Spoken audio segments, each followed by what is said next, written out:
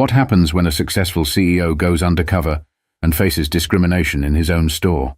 Saturday morning, just after 10 a.m., Terence Hall adjusted the brim of his baseball cap in the rearview mirror. The man staring back at him was barely recognizable. Not the CEO who had built a multi-million-dollar retail empire, but just another face in the crowd. His plain hoodie and jeans were a far cry from the tailored suits that normally defined his days. Today wasn't about boardrooms or numbers. It was about stepping into his own world, unannounced, to see what it looked like through a stranger's eyes. Terence had always believed in the power of connection. His company had been built on the promise that every customer mattered, no matter their background. But recently, whispers of complaints had started trickling up the chain, rumors of poor service, bias, and a lack of care from his staff. If there was truth to these claims, he needed to know. Not as the boss, but as someone living it. The retail store in question sat just outside Dallas, Texas, in a busy suburban plaza. It wasn't the flagship location, nor was it the top-performing store in his chain. But this location held significance. It was the first store Terence had opened outside his home state, a gamble that had paid off handsomely. He'd visited countless times in its early days, but now, years later, he couldn't help but wonder. Had the warmth and inclusivity he'd envisioned stayed intact? Terence parked his car and took a deep breath. A rush of anticipation, mixed with unease, settled over him. He was about to walk into the unknown, shedding the safety net of his title to see if his values still held weight at the foundation of his business. The truth, however uncomfortable, was something he owed to himself, and to every person who walked through those doors. But what Terence didn't know was that his commitment to uncovering the truth would lead him to a moment he'd never forget, one that would challenge everything he thought he knew about his own business. Terence stepped out of his car and into the bustling parking lot. The sun was already high, casting sharp reflections off the windshields of nearby vehicles. He adjusted the strap of his weathered canvas bag, the kind you'd see slung over the shoulder of an everyday shopper. Today, he wasn't CEO Terence Hall. He was just another customer with a name no one needed to know. The storefront gleamed in the sunlight, the logo bold and familiar. He couldn't help but feel a swell of pride as he approached the automatic doors. This was his creation, a vision turned reality. But pride quickly gave way to focus as he crossed the threshold, the cool blast of air conditioning welcoming him inside. The store hummed with activity. Shoppers pushed carts laden with goods, and children's voices rose and fell in excitement near the toy aisle. Employees in uniform moved with purpose, stocking shelves, ringing up purchases, and assisting customers. To the untrained eye, everything seemed to run like clockwork. But Terence wasn't here to glance over the surface. He was here to dig deeper. He paused near a display of brightly colored kitchen appliances, taking in his surroundings. A young woman in a striped uniform jacket stood nearby, chatting with a customer about product features. A stock associate rearranged items on a nearby shelf, his movements efficient but detached. And there, at the far end of the store, stood a younger man, leaning against the counter of the electronics section, idly scrolling on his phone. Terence decided to head in that direction. He wandered through the aisles, deliberately moving at the pace of a casual shopper. He picked up a pair of headphones, turning them over in his hands as though considering a purchase. It was a test, simple yet telling. Would this employee approach him? Offer assistance? A smile? Anything? But nothing came. The young man barely glanced up from his phone, let alone acknowledged his presence. Terence waited, giving the employee every opportunity to engage. Still, nothing. He felt an uncomfortable knot begin to form in his stomach, but he wasn't ready to draw conclusions just yet. Maybe the employee was busy. Maybe he hadn't noticed. Terence moved on, scanning the aisles, observing interactions. He caught sight of an older woman looking for help near the home goods section. She seemed frustrated, glancing around for assistance. Before Terence could step in to see how it unfolded, a second employee approached her, cheerful and attentive. Relief softened her features as they began to chat. It was a stark contrast to what he had just experienced. But as Terence turned back toward the electronics counter, determined to give the young man another chance, what happened next would make it clear that this wasn't just a one-off oversight. It was something much bigger. Terence returned to the electronics counter, this time holding a boxed set of Bluetooth speakers. He placed the box on the counter gently, the kind of action that should naturally catch someone's attention. The young employee finally looked up, his expression blank and uninterested. "Can I help you?" he asked, his tone making it clear that he wasn't particularly interested in helping. Terence smiled, hoping to diffuse the awkward energy. "Yeah, I was wondering if you could tell me a bit more about these. Are they good for outdoor use?" The employee gave the box a cursory glance before shrugging. "I don't know. Probably," he said, his attention drifting back toward his phone. Terence blinked, momentarily taken aback. "Could you maybe check? I want to be sure before I buy them." The employee sighed heavily, as if Terence's request was a monumental inconvenience. Without a word, he grabbed the box and flipped it over, skimming the back. "It says here they're weatherproof," he mumbled, handing it back without further explanation. Terence felt a wave of frustration rise within him, but he kept his voice calm. "Okay, and do you know if they're compatible with most devices?" The employee rolled his eyes. "Look, man, all the details are right here on the box. You can read it yourself." He motioned vaguely toward the shelf. "Or pick something else. Doesn't matter to me." A heavy silence hung between them, broken only by the distant hum of the store. Terence could feel the tension creeping into his own posture. This wasn't just inattentiveness, it was outright dismissiveness. He glanced around, noticing other customers being treated with warmth and enthusiasm by employees. A white couple near the front was getting personalized assistance from the same young man who had helped the older woman earlier. Yet here he was, barely being acknowledged. Determined to remain composed, Terence decided to test the situation further. "You seem busy," he said, trying to keep his tone neutral. "Is there someone else who might be able to help?" The employee smirked, the corners of his mouth curling with disdain. "I don't think anyone's free right now. Just figure it out, all right?" The words stung more than Terence expected. He wasn't angry, not yet. He was disappointed. This wasn't just a bad attitude. It was something deeper, something uglier. And it wasn't just about him. If this was how the employee treated someone he assumed was an ordinary shopper, how many others had left this store feeling the same sting of indifference?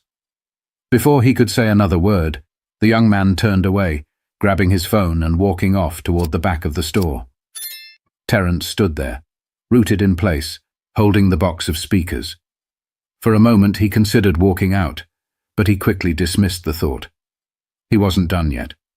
But what Terence didn't realize was that this moment of dismissiveness would soon expose something far more troubling about the culture he thought he had built. Terence set the speakers back on the shelf, his mind racing with thoughts. The encounter wasn't just unprofessional, it felt personal. He decided to explore the store further, observing how other employees interacted with customers. If this single experience was an anomaly, he needed to be sure.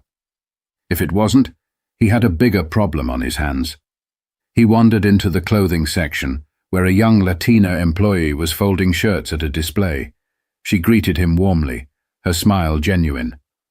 "Let me know if you need help with anything," she said. It was a stark contrast to the cold reception he'd just experienced. Terence lingered, pretending to browse, and noticed her assisting an elderly man nearby. She was patient and attentive, helping him find the right size and even suggesting a matching tie. The man's gratitude was evident, and the interaction left Terence feeling a flicker of hope. Maybe the store wasn't entirely off track. But as he moved toward the home goods section, a conversation stopped him in his tracks. Two employees, both young and casually leaning against a shelf, were engaged in a hushed but unmistakably disrespectful exchange. "That guy over there," one of them said, jerking his head subtly in Terence's direction, "is probably just here to browse. People like him never buy anything big." Terence felt his jaw tighten as he pretended to examine a set of pots and pans. The other employee chuckled. Yeah, he doesn't look like he's got the cash for this stuff. Probably just wasting time. It was a gut punch. They didn't know who he was. To them, he was just another black man walking around a store they assumed he couldn't afford. The casual nature of their conversation, the ease with which they dismissed him, spoke volumes. It wasn't just one bad employee. It was a culture that had somehow allowed these attitudes to fester. He stayed quiet, resisting the urge to confront them then and there. Instead, he moved toward the checkout area, determined to gather as much insight as he could before addressing the issue. At the register, he found a middle-aged black woman ringing up customers with a kind, professional demeanor. Her name tag read Denise. Terence watched as she greeted each person with a smile, her voice steady and warm. When his turn came, she looked up and smiled. "Did you find everything okay?" "Not exactly," Terence replied, his tone measured. "But I think I'll hold off for now." Denise's smile faltered slightly, but she nodded. "Well, if you need anything, just let us know. We're here to help." Her sincerity was genuine, and for a moment, it eased the weight on Terence's chest. It was clear that not everyone in this store shared the same dismissive attitude. But it also highlighted the inconsistency. Why were some employees so welcoming, while others were so blatantly biased? But as Terence walked out of the store, he couldn't shake the feeling that something larger was at play, and he knew it was time to confront the truth head-on. Terence sat in his car, the afternoon heat pressing against the windows. He gripped the steering wheel tightly, staring out at the store that bore his company's logo. It felt surreal. This business, his pride and joy, was supposed to represent opportunity, fairness, and respect. Yet the experiences he'd just had painted a different picture. One he wasn't prepared for, but couldn't ignore. The dismissive behavior from the electronics employee lingered in his mind, but it was the casual comments he overheard in the home goods section that cut the deepest. These weren't isolated incidents. They hinted at a deeper issue within his company culture, one that had gone unchecked. He thought back to the early days of the business, when he personally trained every manager and hired staff based on shared values. Back then, he'd emphasized the importance of treating every customer like family, regardless of who they were or how much they spent. But as the company grew, those personal touches became harder to maintain. Delegation was necessary, but had it come at the cost of the values he'd worked so hard to instill? Terence couldn't help but wonder if he'd grown too distant from the day-to-day operations. Success had brought expansion, but it had also created blind spots. Were managers fostering an environment of respect, or were they turning a blind eye to subtle prejudices and unprofessionalism? Had he failed to equip his employees with the tools to combat bias and treat everyone equally? He took a deep breath, his mind replaying the interactions from earlier. Denise, the kind cashier, had been a reminder of what his business should stand for. Yet employees like her were being overshadowed by those who didn't share her values. It wasn't just about the customer experience. It was about the culture he had allowed to take root. Terence reached for his notebook, always kept in the glove compartment, and jotted down his thoughts. This wasn't just about fixing one store. It was about ensuring that every employee in every location understood the responsibility of representing his brand. It was about accountability from the top down. But before he could rebuild, Terence knew there was one more step to take. A step that would reveal just how deep the problem ran and challenge those at the heart of it. Terence walked back into the store with a quiet determination. He wasn't here to create a scene or publicly shame anyone. This wasn't about ego.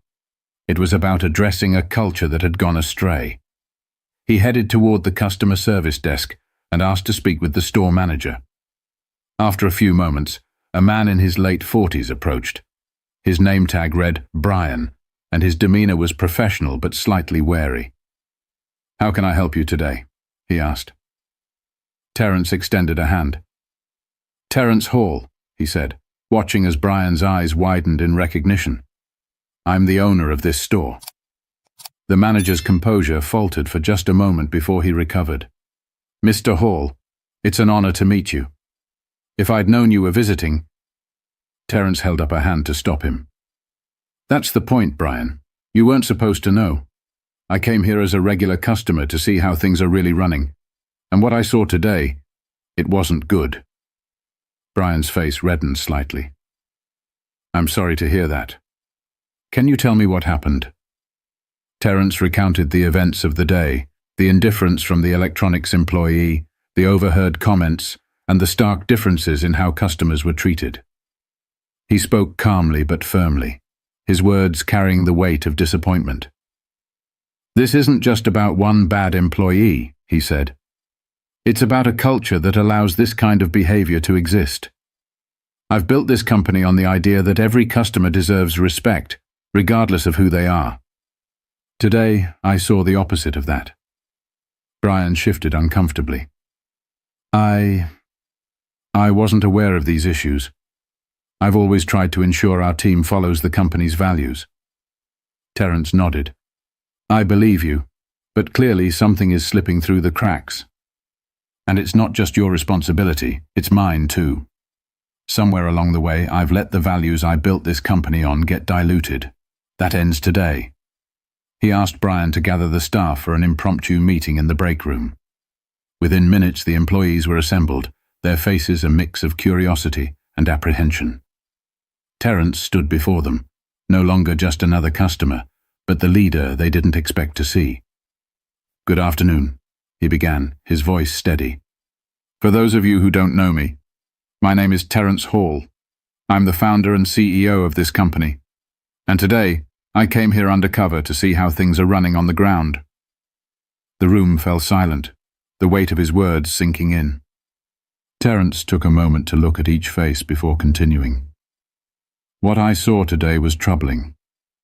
Some of you showed kindness and professionalism, the kind of attitude this company was built on. But others failed to meet even the most basic standard of respect. And that failure isn't just on you, it's on me for not ensuring our culture stays consistent." He turned toward the young electronics employee, who now looked pale and nervous. "You dismissed me, ignored me, and made it clear I wasn't worth your time. That's unacceptable. But even worse, I overheard 2 employees speaking about me, making assumptions about who I am and what I could afford, based on nothing more than a glance." The tension in the room was palpable, but Terence kept his tone measured. "I'm not here to embarrass anyone. I'm here to fix this. Because if we don't treat every customer with respect, we fail. And I won't let this company fail." But as he stood there, watching their expressions shift from shock to reflection, Terence knew this was only the beginning of the changes he needed to make. Terence paused, letting the room settle into silence. The weight of his words had landed, and now came the part that mattered most: action. He knew that pointing out the problems wasn't enough. He needed to lead the way toward a solution.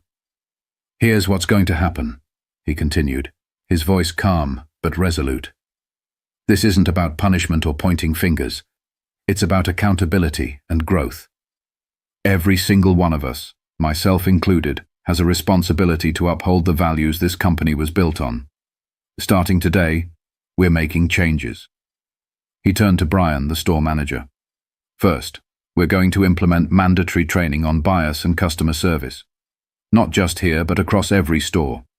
It's not enough to assume people know how to treat others. We need to teach it, reinforce it, and hold people accountable." Brian nodded, his expression a mix of relief and determination. "Understood, Mr. Hall. I'll make sure it happens." Terence addressed the group again. "Second, I'll be visiting more stores in person unannounced. This isn't about catching anyone off guard, it's about staying connected. I need to see firsthand what's happening on the ground." The employees exchanged nervous glances, but there was a sense of understanding in the room. Terence could see that some of them, especially Denise, were nodding subtly in agreement. "Lastly," Terence said, his tone softening, "I want to hear from all of you. What's working? What's not? If there are issues with leadership or policies, I need to know. My door is open, but more importantly, I'll make sure you have a way to voice concerns anonymously if you're not comfortable coming to me directly." The employees seemed to relax slightly, and Terence took that as a sign to close on a heartfelt note. "I started this company because I wanted to create something different, something better. A place where everyone, no matter who they are, felt valued. Somewhere along the way, we lost a little of that, but I'm not giving up on it. I know we can do better, and I'm counting on all of you to help make that happen." As the meeting wrapped up, Terence approached Denise, the cashier who had shown professionalism and kindness. "Thank you for being a bright spot today," he said, offering a genuine smile. "Your attitude reminds me why I started this business." Denise smiled back, her voice steady. "Thank you, Mr. Hall. I just try to treat people the way I'd want to be treated." Walking out of the store for the second time that day, Terence felt a mixture of exhaustion and hope. The road ahead wouldn't be easy, but it was necessary. He had been given a wake-up call, and now it was up to him to act on it. But as he drove away, Terence couldn't help but feel a renewed sense of purpose. He knew that sometimes facing hard truths was the only way to move forward, and that every step toward change started with someone willing to take the first. If this story resonated with you, remember that the smallest actions can create the biggest impacts. Treat people with respect, speak up when you see injustice, and never stop striving for a better, fairer world. And don't forget to subscribe for more stories that inspire change.